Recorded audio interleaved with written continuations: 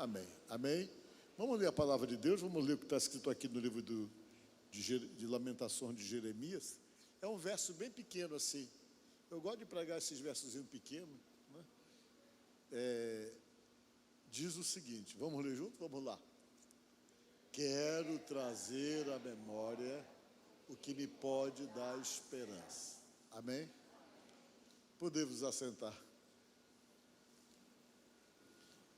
Digam comigo de novo, sem ler, hein? Vamos lá.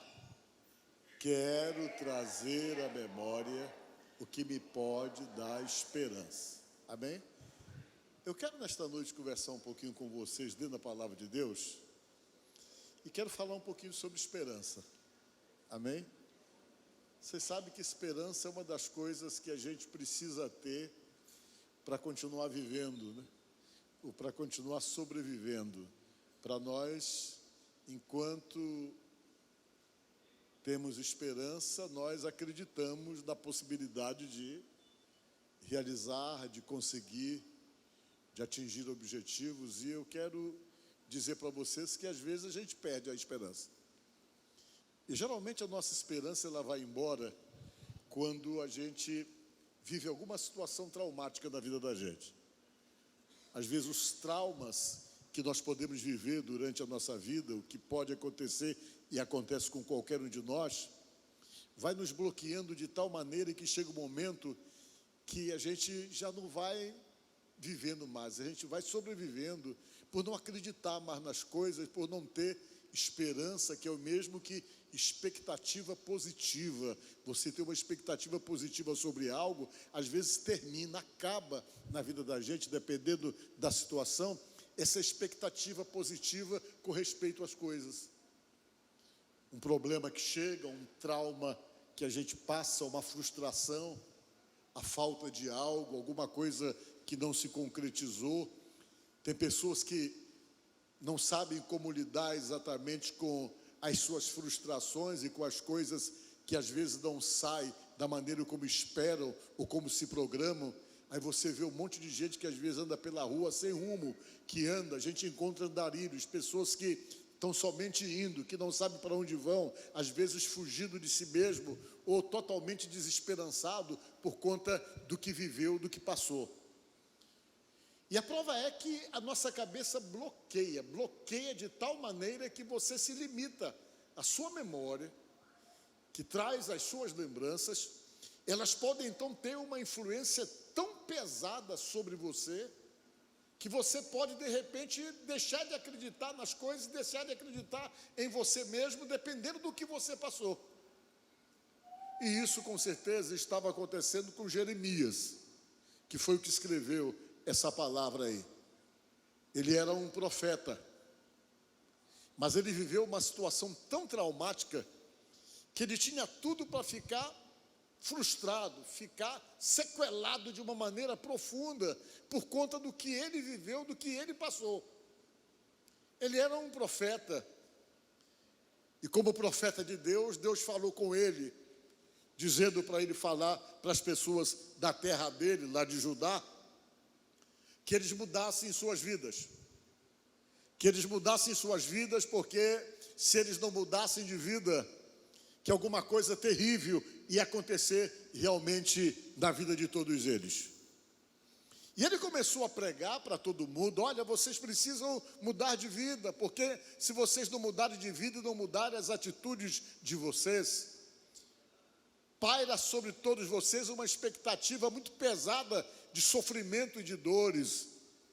E vocês precisam então recuar, vocês precisam repensar a vida de vocês, repensar as atitudes e o comportamento de vocês, exatamente para não sofrerem uma consequência pesada que pode vir sobre vocês como resultado exatamente da forma como vocês estão vivendo.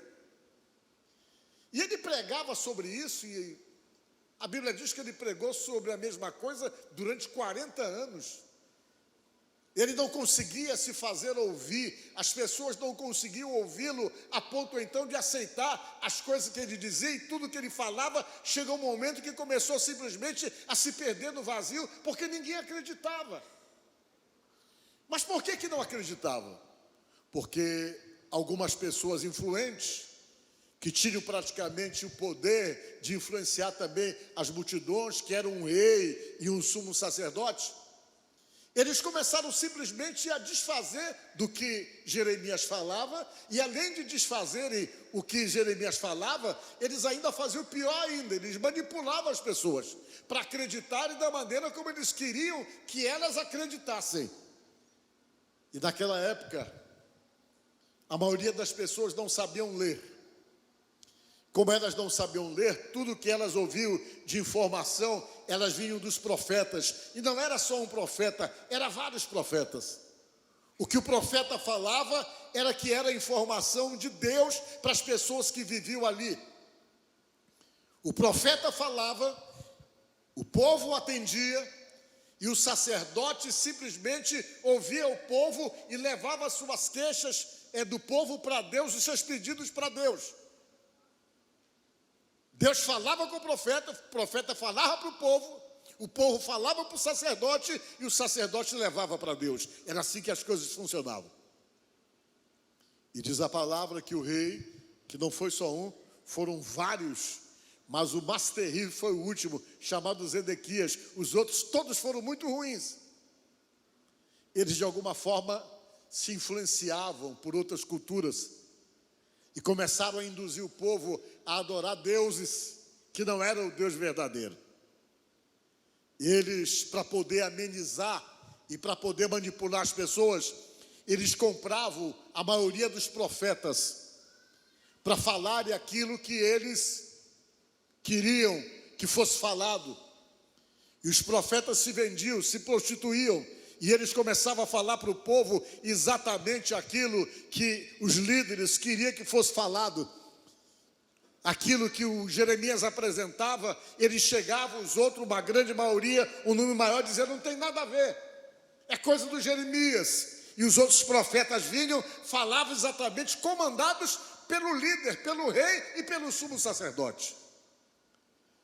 E para vocês terem uma ideia, os anos foram se passando, entrava rei, saía rei, e o pessoal influenciado,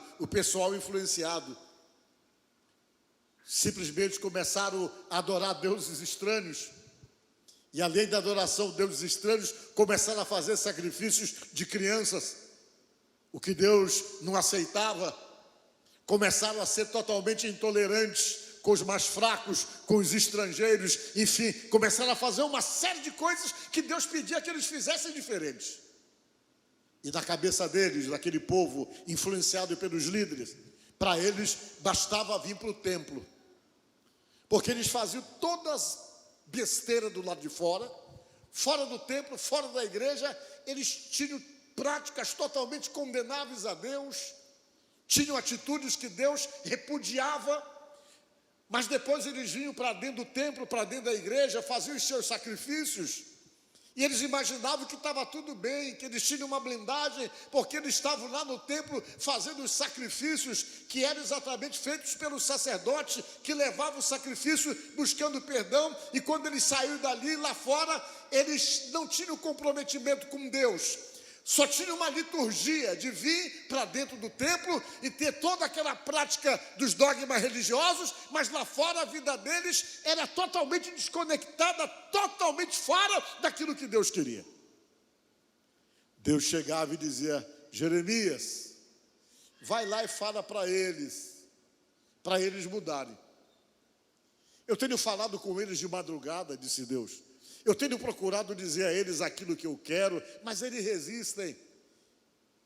E o Jeremias, quando ia falar, a presença dele era muito forte, ele começava a convencer, e isso preocupou o rei, preocupou o sumo sacerdote, que se chamava Passu, era o nome dele, ele era terrível. Se você vê a foto do Passu, você se assusta. Vê se tu acha aí uma foto do sumo sacerdote chamado Passu. Ele era um perseguidor, ele era terrível, ele era mau, insensível, era religioso. O Passu chegou com o rei e disse, olha, não deixa mais o Jeremias entrar para pregar aqui.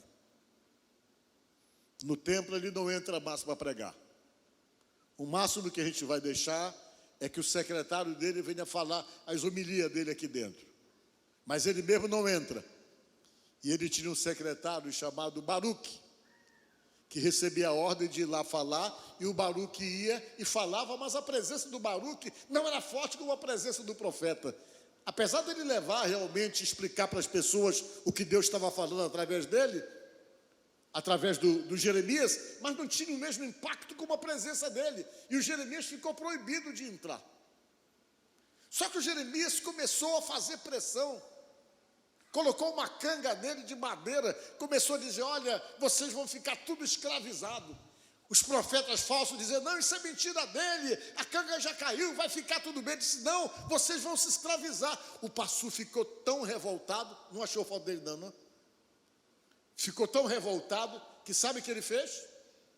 Ele simplesmente pegou o Jeremias, deu umas varadas, bateu no Jeremias de uma maneira violenta, que o Jeremias botou o apelido dele, que ele era o terror.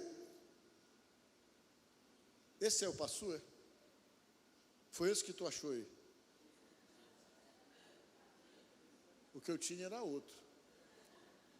A foto que eu consegui arranjar dele era um outro. Era um careca. Não estou falando, que eu digo sempre assim que qualquer semelhança é rara coincidência. Não, mas esse não é total, não é todo. Não é todo, não. Isso aí é parcialmente. Ele é totalmente, sabe? Ele é totalmente. Eu ia botar a foto dele que eu achei lá para provocar, mas ele não achou. Achou já? Achou a foto dele? Pense na maldade do camarada. Ele pegou o profeta Jeremias, variou a costa do profeta Jeremias. Jeremias ficou todo machucado. Ele disse, aqui você não entra. E Deus chegou e disse, Jeremias, você vai lá para a porta do templo. Você fica lá na porta. Quando as pessoas estiverem entrando no templo, tu prega para eles e fala para eles mudarem as suas atitudes, mudarem o seu comportamento e se arrependerem. E o Jeremias foi para a porta, pregava lá e apanhou por causa disso, mas ele não conseguia falar. Aí aconteceu o quê? Que tudo que ele falou se cumpriu. Nabucodonosor invadiu Judá, prendeu todo mundo, destruiu o templo que eles confiavam, que blindava eles, pegou todos os utensílios do templo de ouro, levou tudo para a Babilônia. Acabou com tudo, pegou os meninos novos, os adolescentes, os jovens, levou cativo para a Babilônia. Eles eram castrados e levados para a Babilônia. Além de castrados, levavam para a Babilônia. Tudo indica que Daniel era castrado também. Eles castravam, levavam, e depois que eles levavam, sabe o que eles faziam? Começavam um trabalho de descaracterização nos meninos, para tentar tirar a cultura que eles tinham, a fé, a crença que eles tinham. Mudava o nome dos meninos. Os nomes eram mudados. E faziam eles comerem comida que era comida babilônica, comida que eles não gostavam, num trabalho de tentar simplesmente tirar a cultura deles e descaracterizá-los, porque nada é mais cultural do que comida e do que o nome da pessoa. Eles tentavam mudar a cabeça das pessoas. E esse pessoal foi para lá. O Jeremias presenciou tudo. Ele viu o que ele havia pregado durante 20 anos, explicando, chamando a atenção das pessoas. Ninguém atendeu o que ele falou. Ele viu acontecer exatamente de uma maneira assustadora. Aquilo foi tão traumático para ele, tão traumático que ele ficou totalmente sequelado. Você imagina você presenciar a sua cidade ser destruída, você presenciar um outro povo chegar, destruir seu templo, acabar com tudo. Ficou traumatizado ele. Ficou do jeito que talvez ele se sentia culpado, ele se sentia incompetente, ele se sentia incapaz de poder convencer as pessoas com a pregação dele, e tudo aquilo então estava gerando nele exatamente um complexo. Estava ele complexado, se sentindo incapaz, se sentindo completamente incompetente na sua função, e a mente dele se bloqueou totalmente. Quando a mente da gente bloqueia, por conta de uma situação traumática que a nossa vida possa realmente vivenciar. Geralmente nós ficamos fechados para tudo, você já não consegue pensar mais coisa boa para você mesmo. Talvez muitos de vocês que estão aqui tenham algum tipo de bloqueio, gerado por alguma decepção, por algo que deu errado, alguma coisa que você tinha uma expectativa muito positiva de dar certo, de repente aquilo deu errado. De repente você se programou para algo, para tentar atingir aquele objetivo, e mesmo se programando, você viveu uma situação de fracasso, de frustração, e você recuou, você desistiu, você começou a achar que não tem mais como recomeçar, e você ficou totalmente bloqueado, impedido, exatamente por uma história, por um fracasso, ou por uma situação que não deu certo, e que não aconteceu da maneira como você esperava. Ele estava totalmente comprometido na sua mente, na sua memória, por isso. Mas aí, ele parou e pensou, não vou deixar isso tomar conta de mim. Diga glória a Deus. Foi hora de parar e dizer, não vou deixar com que a minha mente, a minha memória fique sequelada, que eu comece a achar que não tem coisa melhor para viver mais. Não vou deixar que tudo acabou para mim, na minha função, até mesmo como um profeta. Não vou realmente permitir que minha cabeça fique totalmente dominada pela lembrança de coisas ruins, a ponto então de não acreditar naquilo que possa vir depois de melhor para mim mesmo. Ele pegou, veio e disse essas palavras que nós lemos. Só vou trazer na minha memória as coisas que me dão esperança. Diga glória a Deus. Não vou deixar minha cabeça ficar comprometida pelo fracasso vivido, pela situação realmente inesperada, que me gerou frustração. Não vou deixar, mas eu vou trazer à minha memória tudo aquilo que possa me dar esperança, que me dê uma expectativa positiva e que me faça acreditar que as coisas vão mudar. E ele começou a se condicionar com o pensamento de que um fracasso não quer dizer que ele vai se repetir, mas que de repente, se você acreditar, as coisas podem se renovar e você pode viver uma situação nova, abençoada. Diga glória a Deus. Foi isso que ele falou, na memória dele. Aí eu peguei, o que é esperança? Aí eu peguei no Aurélio, vamos ver o que está no Aurélio. Diz o seguinte, que esperança é confiança em conseguir o que se deseja. É um sentimento de crença no desenlace favorável de certa situação. Otimismo, fala o Aurélio. Mas Deus tem uma outra forma de mostrar para nós, que vocês vão ver o que é a esperança. É quando mesmo a situação está fracassando aqui, mas você acredita que vai dar certo, não porque você tem o otimismo, mas porque você tem um Deus que você confia, um Deus que está do teu lado. Diga glória a Deus. Você passa a depositar toda a esperança e a confiança nele, e ele pede para você ter isso. Um dia desse eu assisti um depoimento que eu achei muito interessante, porque é uma demonstração de insistência, de esperança e de perseverança. A história, eu vi num videozinho, num podcast, do Mateus, dono do supermercado. É uma história muito bonita. A gente olha hoje o camarada com uma empresa enorme, uma das mais poderosas, acho que daqui do Maranhão, e ele contando a história dele, que ele quebrou várias vezes. Ele não quebrou uma vez, ele quebrou várias. Ele quebrava aqui e insistia ali confiando. Ele contou que ele tinha um mercadinho lá em Balsas, e que tinha um caminhãozinho que quebrava, que ele ia buscar mercadoria lá em Goiânia para poder vender. Ele tentou, veio uma crise, ele quebrou, ele recomeçou, ele mesmo fazia as coisas, ele conta. E a história dele é uma mensagem de motivação para muitas pessoas que desistem na primeira dificuldade.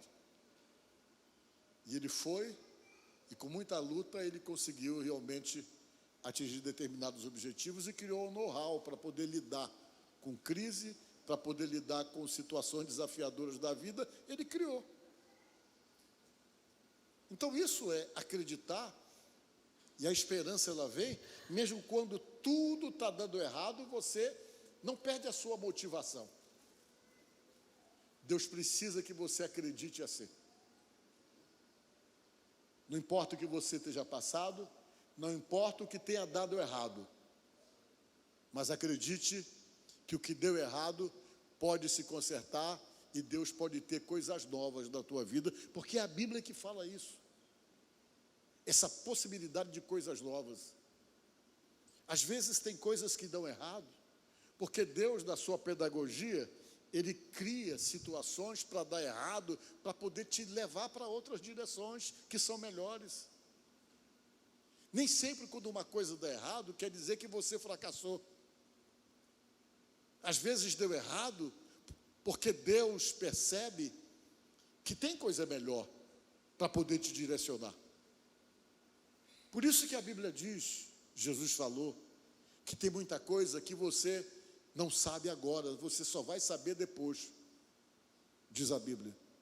Por isso que a Bíblia ensina também que em tudo você tem que dar graças, porque esta é a vontade de Deus. Se a sua vida está na mão de Deus, até situações que você não compreende, que de repente pode parecer um fracasso, é a vontade de Deus para um novo direcionamento. Aí você passa a ter esperança, a acreditar que nessa espera de Deus, alguma coisa vai acontecer. E você não esmurece, você não se sequela ao ponto de perder a vontade de continuar lutando, ou perder a motivação de continuar batalhando por você mesmo, pela sua vida, ou pelos seus sonhos, ou pelos seus projetos pessoais. Você começa a lutar por isso e começa a buscar o direcionamento que Deus tem dado através da sua palavra, através dos profetas que Ele levanta para poder falar com você, para que você não perca o olhar de Deus, não perca o olhar de Jesus, porque se você continuar olhando para Jesus, você sai da situação de fracasso e é colocado em situações altas. Por quê? Porque isso é o que diz a palavra. Vamos ver alguns versos aqui que falam sobre isso. Vejam só, o que é que diz a Bíblia? Vamos ler junto? Que o Deus da esperança vos encha de toda alegria e paz na vossa fé, para que transbordeis na esperança pelo poder do Espírito Santo. Está lá em Romanos, no capítulo 15, versículo 13. Aqui está dizendo que Deus é um Deus da esperança. Diga glória a Deus, para você não perder essa esperança.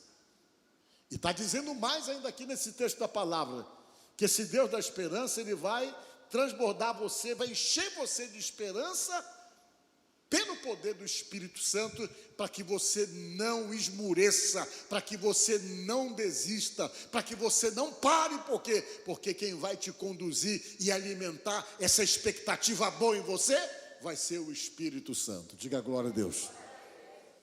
É isso que Deus fala, que Ele é o Deus da esperança. Vamos ver um outro verso? Diga comigo: espere no Senhor, seja forte, coragem, espere no Senhor, diz o Salmo. Para você sempre ter esperança em Deus, espera nele.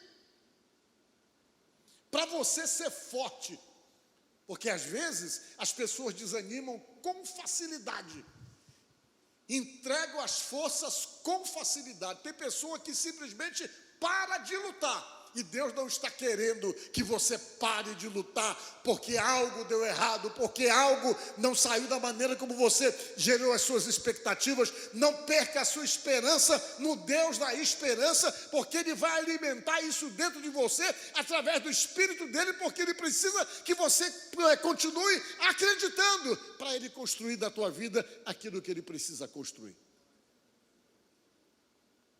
Vamos ver mais um verso. Eu gosto desses versos assim. Vamos ler juntos? Mas aqueles que esperam do Senhor renovam as suas forças, voam alto como águias, correm e não ficam exaustos, andam e não se cansam. Diga glória a Deus. O mesmo Deus precisa dessa motivação sua. Precisa que você esteja motivado, seja para recomeçar, seja para reiniciar alguma coisa que ficou pelo meio do caminho, seja para acreditar que vai ser diferente, porque você tem Deus que renova as tuas forças, que está interessado em te levar realmente por caminhos altos, por lugares altos. Você tem que acreditar nisso, e esse acreditar é motivado pela esperança que você precisa ter, aliado com a fé que você precisa ter em Deus. E através disso você vai conseguindo atingir objetivos e realizando os projetos do seu coração. Foi só esse? Terminou já? Então, meus irmãos, terminando essa palavra, por que eu estou pregando isso? Porque às vezes a gente precisa ser tratado. Nós ficamos tão pessimistas. A gente olha para nós mesmos e achamos que nós não somos capazes. Você é feito por Deus. A capacidade que você tem, quem te dá é exatamente Ele. Às vezes você teve um histórico de vida onde você ouviu tantas coisas para poder bloquear a tua memória, para fazer de você um camarada totalmente, ou uma pessoa totalmente bloqueada mentalmente falando. Jeremias está dizendo para você trabalhar a sua memória, para você pegar essa memória que você tem, que às vezes tenta te limitar, que tenta realmente tentar te convencer de que você não vai a lugar nenhum, de que você está programado para fracassar, porque de repente alguma coisa deu errado.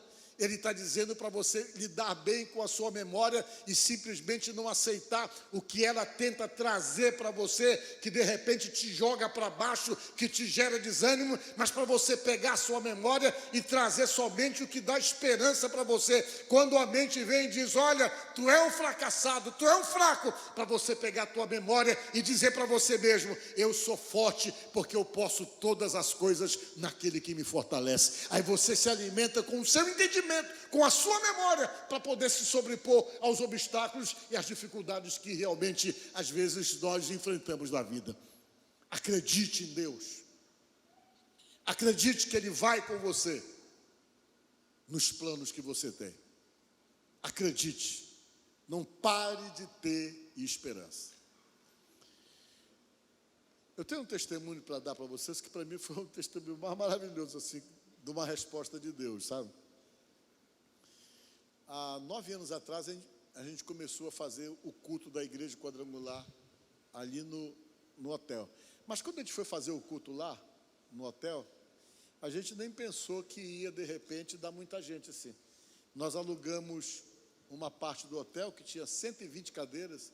Era 120 cadeiras que tinha, não era, o Sidney? Era 120 cadeiras que tinha no primeiro, quando a gente alugou lá no hotel? 120 cadeiras. Nós começamos lá com umas 20 pessoas pregando o Evangelho. Umas 20 pessoas. Todo domingo a gente ia para lá, né, pregar, fazer culto. Com 20 pessoas, que eram os conhecidos, outras pessoas que se aproximaram. De repente começou a aparecer gente. Começou a aparecer gente, a essas 120 cadeiras lotaram. Aí nós tiramos uma parede que tinha no meio assim, para poder alugar mais 120 cadeiras, que fazia 240, porque tirava uma parede que ficava no meio, dividindo tudo e aumentaria o espaço. Nós fomos, alugamos outro pedaço e ficou 240 cadeiras. A gente começou a fazer culto lá. Não demorou muito, essas 240 cadeiras estavam fechadas, estavam lotadas. Muitas pessoas falavam para mim, quando eu comecei a fazer esse culto lá, pessoas do ministério mesmo, pessoas que estão envolvidas no meio de pregação, essas coisas, mas ali não dá certo não, isso que falavam para mim. Não sei como é que você vai abrir uma igreja num hotel, porque ninguém vai. Primeiro disseram que ninguém ia lá para ouvir a pregação da palavra de Deus. É melhor você desistir disso, porque isso aí não vai dar. E o pessoal ficava discriminando os irmãos da península, dizendo, o pessoal daquele pedaço ali, ninguém quer nada com Deus, ninguém se converte ali. Algumas pessoas chegaram a falar para mim assim. Pois começou a ir para a igreja, se converter, muita gente de lá mesmo. Aí ficou grande, a gente não sabia o que fazer. Um dia, eu me acordei com o coração super apertado. Por que eu acordei com o coração super apertado? Porque eu pensei, meu Deus, eu vou ficar a vida toda aqui nesse hotel, porque eu não tenho dinheiro para comprar um terreno para fazer uma igreja aqui. Por mais que a gente tenha um pessoal da igreja lá, umas 200 pessoas, não vai levantar dinheiro para comprar um terreno lá naquela região, que custa em torno de, hoje é 2,5 milhões, né? Uma área ali. Na época já era caro, na época já era 2 milhões. E a gente não tinha 2 milhões para comprar terreno lá. Aí um dia, eu saí de casa angustiado, numa segunda-feira, ia dentro do carro pensando. E aí fui orando, meu Deus, agora eu estou mesmo numa rascada que eu falei para Deus. Eu comecei a pregar ali, está dando gente, daqui a pouco o pessoal pede hotel, não sei como é que eu vou fazer, e a gente não tem dinheiro para comprar terreno ali, que o terreno ali é muito caro, falei para Deus. E eu também nem sei se o senhor se agrada de igreja, se o senhor faz questão disso, porque tem gente que diz, não, Deus não se incomoda com o templo, Deus não se incomoda com a igreja. As pessoas falam tanta coisa, eu nem sei se eu peço, porque eu não tenho certeza que isso faz parte de uma coisa que o senhor quer. Mas eu sei de uma coisa, se o senhor quiser, o senhor pode operar um milagre, eu posso comprar um terreno ali. Mas isso o senhor tem que querer, porque eu não vejo isso, é um sonho que eu tenho. Gostaria de comprar um terreno ali. E meu coração se encheu de esperança. Eu falei com Deus, me lembro, chorei dentro do carro, sozinho assim, me pensando, como é que eu vou fazer? E fui, me esqueci. Em uma semana, o presidente da igreja do Brasil ligou para mim e disse, vem cá, rapaz, tu está fazendo culto lá no hotel, é? Eu não conheço ninguém que abriu uma igreja no hotel da nossa igreja. Depois eu abri lá, e como é que está lá? Ele está bem. Ele disse assim, vamos fazer um sacrifício? Eu digo, como? Procura um terreno lá para a gente comprar. A gente tem aqui 700 mil reais para comprar um terreno. Se você conseguir encontrar um terreno de 700 mil reais, a gente vai comprar um terreno lá para fazer a igreja. Eu digo, mas 700 mil reais, pastor, eu nem vou procurar, porque 700 mil reais é alguma coisa que não vai dar ali, porque não tem terreno de 700 mil. Eu falei para ele, mas tenta, procura.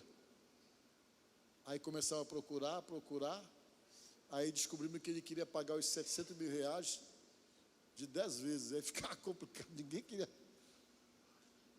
Aí nós achamos um terreno, como é aquele terreno que a Xuxa comprou, como é o nome? Tu sabe aquele lá? A gente achou um terreno, quando a gente se agradou do terreno para ver se comprava, a Xuxa foi lá e comprou o terreno. O terreno que tem para ali como é ali? Sim. Fala alto que eu não ouvi, mas todo mundo ouve, fica mais fácil. Perto do Ipen. Aí, quando a gente se movimentou, está vendido o terreno. Aí um dia eu estou, digo, está vendo? Eu nem falei mais, porque não tinha dinheiro para comprar. Mas eu estava com aquela esperança no coração. Quando um dia, um irmão da igreja lá disse, pastor Paulo, você não quer comprar um terreno na península? Eu digo, quero, quanto é? Ele disse, é 1 milhão. Está barato. Eu digo, é mesmo? É.